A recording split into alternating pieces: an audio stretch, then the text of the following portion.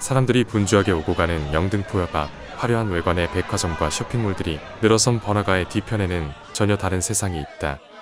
역에서 불과 100여 미터 정도 떨어졌을 뿐인데도 좁고 어두운 골목길에 이 3평 남짓한 쪽방 수백여 개가 붙어 있다. 그 누구도 들어가길 꺼리는 이곳에서 무려 1997년부터 현재까지 쪽방촌 주민들과 외국인 노동자, 노숙인들을 치료해온 병원이 있다.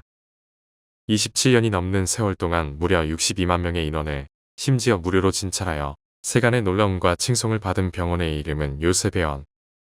그리고 요셉 의원의 창설자는 영등포의 슈바이처라 불리운 의사 선우경식이었다.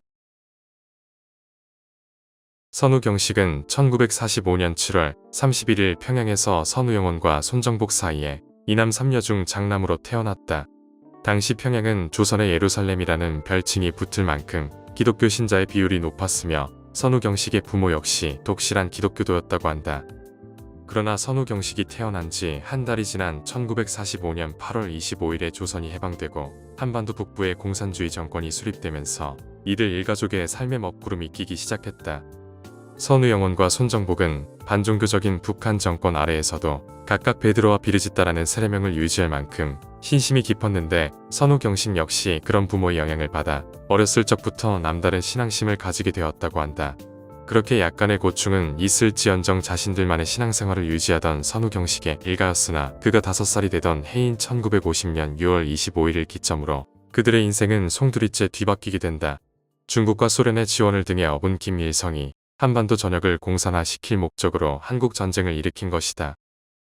그나마 전쟁 초반이던 1950년까지는 남한의 열세로 인해 북한이 승리하는 상황이라 선우경식의 일가가 거주하던 평양까지 전쟁의 참화가 미치지는 않았지만 이후 인천 상륙작전이 성공하고 유엔군과 한국군의 반격이 시작된 1950년 9월 이후로 상황이 역전되어 북한 영토 전역이 전쟁에 휩싸이게 되었다.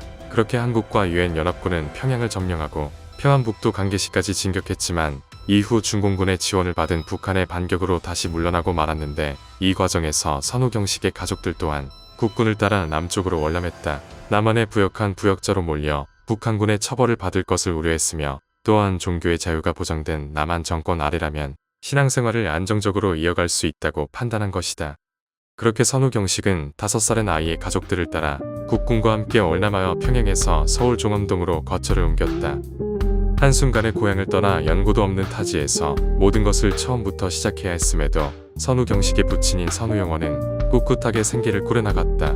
선우영원은 신흥염직이라는 염직회사를 설립해 운영했는데 회사 일로 바쁜 상황에서도 시간을 내 기름동성당의 사목회장을 맡으며 봉사활동을 하는 등 충실하게 신앙생활을 했다.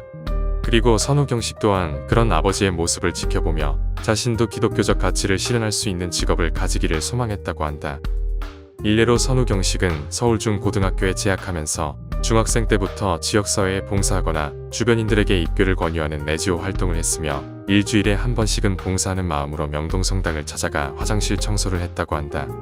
이렇듯 독실한 신앙심을 지녔기에 선우경식은 신학교에 입학하여 사제가 되는 것을 고민하기도 했지만 전쟁의 참상과 그로 인해 고향을 떠나야 했던 유년기의 기억 때문에 육군사관학교에 입학하여 군인이 되는 것을 목표로 했었다. 그러나 한국전쟁 당시 군인이었던 그의 외삼촌이 전사한 아픈 기억이 있기에 선우경식의 부모는 아들이 군인이 되는 것에 반대했다. 대신 선우영원은 아들에게 사람을 위해 헌신한다는 기독교 정신에 걸맞는 직업을 추천했는데 그것이 바로 의사였다.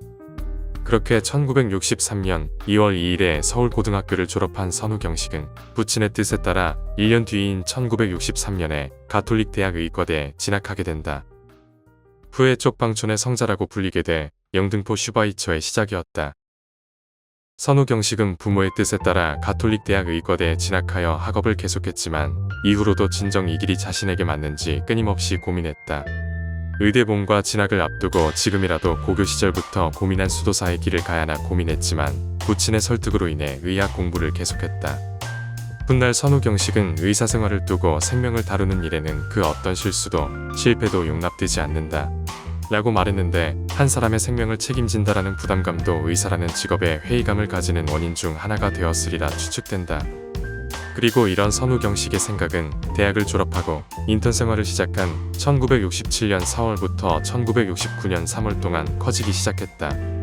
치료비가 없다는 이유로 진료 순서에서 밀려 고통받거나 발걸음을 돌릴 수밖에 없는 응급 환자들을 목격했기 때문이다. 사람을 살리는 일을 업으로 삼으면서 가난하다는 이유로 눈앞에 사람이 죽어가는 걸 지켜봐야 하는 모순된 현실의 선우경식은 의사가 되는 것에 깊은 회의감을 느꼈다. 이후 인턴 과정을 수료한 선우경식은 1970년 5월에 해군 장교로 임관하여 87함 군의관으로 군 복무를 시작했다. 단순히 군 환자들을 치료하는 것뿐만 아니라 병원선을 타고 인근 낙도로 이동해 병에 걸린 주민들을 진료하는 일도 도맡았는데 선우경식은 이때 인턴 생활을 했을 때보다 더 큰 보람을 느꼈다. 적어도 돈이 없다는 이유로 환자의 치료를 거부할 일은 없었기 때문이다. 그러나 결국 군대에서도 계급이나 재산 등의 이유로 환자의 우선순위가 뒤바뀌는 일은 발생했고, 이에 선우경식은 군대도 사회와 별반 다르지 않다는 생각에 실망했다고 한다. 선우경식은 복무 중에 수첩에다 하루 일과를 작성하면서 오늘의 일과도 내 몸을 피로하게 만들지만 신에게 조금이라도 도움이 된다면 보람찰 것이다. 성실만이 거룩하게 한다. 라고 적는 등 신앙심으로 흔들리는 자신을 붙잡았다. 그렇게 1973년에 선우경식은 군복무를 마치고 다시 대학병원으로 돌아와 레지던트 과정을 밟았지만 인턴 시절과 마찬가지로 돈으로 환자를 차별하는 광경에 다시 한번 의사에 대한 회의와 갈등을 겪게 된다. 하지만 이후 선우경식이 다시 한번 마음을 다잡고 의사의 길을 걸을 수 있도록 만든 사건이 발생한다. 미국 유학을 가기로 결정한 것이다. 이과 선배들로부터 미국에는 응급환자에 대한 의무치료 제도가 있다는 것을 듣게 된 선우경식은 미국으로 유학을 떠나기로 결심했다. 그렇게 뉴욕 브루클린의 킹스브룩 주이시 메디컬 센터라는 병원의 유학 레지던트 과정을 신청한 후 승인이 나자 선우경식은 1975년에 미국 뉴욕으로 떠났다. 선우경식이 레지던트 생활을 하게 된 킹스브룩 병원은 병상만 700개에 의료진을 포함하여 2천여 명에 달하는 직원이 근무하는 대형 병원이었다. 때문에 당시 수많은 환자들이 킹스브룩 병원으로 몰려왔고 이들을 진료하며 선우경식은 몸은 고되지만 그만큼 수많은 경험들을 쌓을 수 있었다. 무엇보다 선배들의 말대로 응급환자에 대한 의무치료 제도가 있어 환자들을 가려받지 않는다는 점이 선우경식에게는 만족스러웠다. 덕분에 선우경식은 자신의 손길이 닿는 대로 고통받는 이들을 차별 없이 도울 수 있었다. 그렇게 1975년부터 1977년까지 선우경식은 레지던트 수련 과정을 이수하고 귀국하려 했으나 같은 재단에서 운영하는 타 병원에서 일해보지 않겠냐는 킹스브룩 병원의 제안을 받게 된다. 실력과 열정 모두 넘치는 선우경식의 모습이 병원 의사들과 직원들에게 깊은 인상을 남긴 것이다. 선우경식 역시 그 제안을 받아들여 킹스브룩 주이시 메모리얼 병원에서 1978년에서 1980년까지 내과 의사로 근무하게 된다. 하지만 이후 미국에서 의사 생활을 지속하면서 선우경식은 또 다른 고민에 빠졌다. 월급을 받을 때마다 자신의 능력에 비해 과분한 돈이 들어온다 생각하여 마음이 불편했던 것이다. 이후로도 점점 그런 고민들이 지속되자 선우경식은 결국 미국 유학 생활을 마치고 다시 한국으로 돌아가기로 결심했다. 그리고 귀국하기 전부터 한수도원을 찾아가 왜 자신은 이토록 의사가 되기를 싫어하는가 라고 자문했다고 한다. 그리고 일주일간의 자문자답 끝에 선우경식은 질문에 대한 나름의 결론을 내리게 된다. 사람을 살리는 의술이 싫었던 것이 아니라 가난한 이에게 큰 돈을 받게 하는 병원이 싫었던 것이다. 가난한 이에게서 돈을 받는 것이 싫다면 돈을 받지 않는 의사가 되면 된다. 는 결론을 얻은 선우경식은 1980년 9월에 한국으로 귀국했다. 이후 자신의 답을 현실로 만들기 위해 선우경식은 무료로 자선진료를 할 수 있는 병원을 수소문했지만 다들 경영상 적자가 난다는 이유로 그의 요청을 거절했다. 결국 1년이 지나도록 자신의 뜻에 호응해주는 병원을 찾을 수 없자 선우경식은 일단 병원에서 일하면서 천천히 답을 찾자는 친구의 제안으로 한림대학교 강남성심병원에 근무했다. 1981년 가을이었다. 그리고 1년이 조금 지난 1983년 봄, 선우경식은 마침내 자신의 뜻을 펼칠 수 있는 장소를 찾게 된다. 강원도 정선의 탄광촌에 위치한 성프란치스코 의원에서 의사를 구인한다는 소식이 들린 것이다. 성프란치스코 의원은 진료를 받지 못하는 가난한 지역 주민들을 구제하고자 프란치스코 수녀회에서 1976년에 설립한 병원이었는데 그곳의 원장 수녀가 3개월간 자리를 비우는 동안 대신 진찰을 해줄 의사를 찾고 있었다. 그리고 그 자리에 자원한 선우경식은 주중에는 의원을 찾은 환자들의 진료와 2주에 한 번씩 주말마다 이동 진료를 나가 거동이 불편한 환자들을 돌봤다. 그리고 이동 진료를 나가는 과정에서 아직도 세상에는 스스로 병원조차 올 수 없는 이들이 많다는 것을 알게 된 선우경식은 정선에서의 근무가 끝나자 서울로 올라와 사랑의 집에 참여했다. 사랑의 집은 서울 신림동에 위치한 무료 봉사기관으로 성콜롬바 내방선교회 소속 신부가 이끌고 있었다. 당시 신림동에는 정부의 무허가 주택강제 철거 정책으로 쫓겨난 철거민들이 대거 이주해 살고 있었는데 선우경식은 의학의 혜택을 보지 못하는 철거민들을 찾아가 무상으로 그들을 치료했다. 선우경식은 주말뿐만이 아니라 주중에도 시간을 내어 환자들을 치료했는데 입원이나 수술이 필요한 환자는 지인들이 근무하는 병원이나 친분이 있는 의사들에게 연락을 넣어 치료를 받도록 처치했다고 한다. 그리고 그런 선우경식의 헌신이 소문을 타고 퍼져 사랑의 집을 찾는 환자의 수는 점점 늘어만 갔다. 그렇게 선우경식은 3년이 지난 1986년까지 무상치료에 진력했지만 이내 한계에 부딪히게 된다. 의료기기도 없는 좁은 방에서는 제대로 된 진찰이나 치료가 불가능할 뿐더러 밤늦게까지 일하고 병원을 찾은 주민들을 진찰하는 것도 문제였다. 비록 선우경식의 뜻을 지지해 함께 무료 봉사를 돕는 의사나 의대생들이 있었지만 본업이 있는 동료 의사들과 학업에 열중해야 할 의대생들에게 저녁 진료까지 봐달라고 부탁할 수는 없었다. 이렇듯 주말 진료의 한계와 맞닥뜨려 난처한 상황에 처한 선우경식에게 난곡과 성남의 빈민지역 보건의료 대표들이 찾아왔다. 난곡 희망의료협동회, 성남 만남의 집, 신림사랑의 집 등 지역 빈민들을 위한 활동단체에서 의료센터의 설립을 추진했는데 이때 사랑의 집에서 무상으로 의료봉사를 하고 있다는 의사의 소식이 들려왔다. 이에 이들은 병원 운영에 필수적인 의사를 모집하기 위해 해당 의사를 찾아왔는데 그가 바로 선우경식이었던 것이다. 각 지역의 보건의료 대표들에게서 의료센터의 설립 취지를 들은 선우경식은 이에 깊이 공감했다. 이윤을 내야 하는 병원의 특성상 극빈층 환자는 제대로 치료를 받을 수 없고 그렇다고 무료 봉사에만 의존하기에는 진료의 질이 떨어졌기 때문이다. 그렇게 선우경식 또한 의료센터의 설립에 참여하면서 1986년 6월 요셉의원 개원 추진 모임이 발족했다. 이후 1년 뒤인 1987년 8월 29일 보건의료 대표들과 외부 후원자들의 지원 아래 요셉의원이 첫 문을 열었다. 또한 당시 보건의료 대표들이 소속된 성남이나 난곡, 신림, 구로 등 6개 지역에 한정해서 환자들을 받았으나 점차 운영 지역을 확대해 나갔으며 병원의 취지에 맞는 조건의 환자라면 타 지역에서 왔을지라도 진료가 허용됐다. 비록 외부 후원금만으로는 병원의 운영이 어려워 병원 조합에 가입한 환자의 진료비는 받았지만 대체로 환자의 경제 사정에 따라 지불 비용을 조절했으며 최하 10% 정도는 무료로 진료가 가능했다. 더욱이 입원한 환자가 가장일 경우 해당 가정의 생활비도 일부 보조하는 복지 또한 시행했다. 이처럼 선우경식이 처음에 생각했던 완전한 무상 진료는 아니지만 충분히 파격적이라 할 만한 병원의 정책에 많은 환자들이 요셉 의원으로 몰려들었고 덕분에 개원 초기 200여 명 안팎이던 환자의 수는 1년 만에 1,500명으로 늘어났으며 진료 지역도 15개 지역으로 확산됐다. 이렇듯 요셉 의원은 설립 당시의 취지에 걸맞게 순조롭게 그 범위를 넓혀 나갔지만 이내 재정난에 봉착하게 되었다. 1989년에 시행된 전국민 무상의료 확대가 원인이었다. 이전까지 10%의 비율을 차지하던 완전 무료 환자는 의료보험의 증가로 인해 40%로 늘어났는데 대부분 주민등록증이 없어 보험에 가입하지 못했기 때문이다. 그리고 이렇게 늘어난 무료 환자들을 진료하던 요셉의원 역시 월 1,000만원씩 적자가 나는 등 고전을 면치 못했다. 또한 저렴한 가격에 진료를 받을 수 있다는 의료보험의 특성상 조합에 가입된 환자들이 탈퇴하면서 요셉 의원의 재정은 점점 악화됐다. 하지만 선우경식은 이런 상황에서 타 병원이라면 시도조차 못할 파격적인 행보를 보인다. 요셉 의원을 완전 무료병원으로 개편한 것이다. 조합에서 탈퇴하는 환자들이 늘어나 사실상 조합비만으로는 병원을 운영할 수 없다 판단해서였다. 그렇게 1989년 7월 요셉 의원은 일체의 진료비를 받지 않는 무료병원으로 바뀌게 되었다. 선우경식이 염원하던 사랑과 희생으로 점철된 봉사의 길이 실현된 것이다. 무료자선병원의 병원장으로서의 업무는 순탄치 않았다. 비록 외부 후원금과 자원봉사자들 덕분에 병원 운영은 이어갈 수 있었지만 늘상 적자를 면치 못했다. 운영비가 부족할 때면 동료 의사나 친구들에게 손을 벌렸고 요셉 의원의 시설로 감당할 수 없는 중증 환자들이 찾아올 땐 대형 병원을 찾아가 수술을 부탁해야 했다.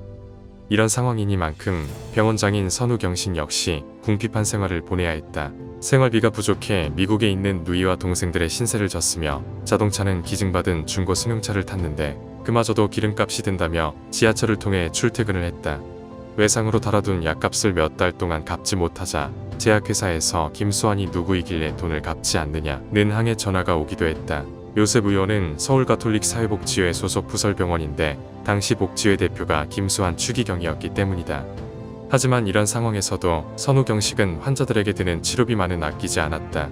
오히려 선우경식은 환자들에게 더 나은 치료를 해주지 못해 속으로 항상 미안한 마음을 가지고 있었다고 한다. 또한 그는 의사라면 단순히 환자의 육신만 치료하는 것이 아닌 그 마음까지 보듬어야 한다 라고 생각했다. 그렇기 때문에 선우경식은 환자들의 진료뿐만이 아니라 그들의 개인사나 고민 역시 들어주고 함께 해결책을 찾고자 하였다. 매일 진료를 할 때마다 환자들에게 식사는 거르지 않았는지, 옷은 깔끔히 입었는지를 물어봤다고 한다. 그에게 있어 병원을 찾는 환자들은 신이 보내신 선물이며 가장 무능력한 환자야말로 진정의사가 필요한 환자라고 생각했다. 물론 선우경식 역시 이런 일에 회의를 느끼지 않는 것은 아니었다. 그는 일이 너무 힘들어 도망가고 싶을 때도 있었고 차라리 사고라도 나 크게 다쳐 일을 쉬고 싶다는 생각까지 했다라고 요셉병원에서의 활동을 회고했다. 그러면서도 선우경식은 요셉병원에서의 활동을 육체적으로 힘은 들지언정 일을 할 때마다 말로 표현하기 어려운 기쁨이 있다고 평했다.